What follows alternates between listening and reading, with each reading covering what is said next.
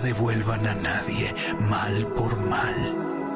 Compórtense de tal manera que todo el mundo vea que ustedes son personas honradas. Hagan todo lo posible por vivir en paz con todos.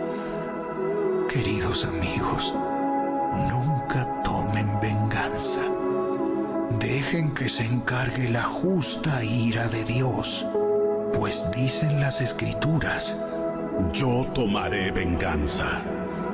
Yo les pagaré lo que se merecen. En cambio, si tus enemigos tienen hambre, dales de comer. Si tienen sed, dales de beber. Al hacer esto, amontonarás carbones encendidos de vergüenza sobre su cabeza. No dejen que el mal los venza.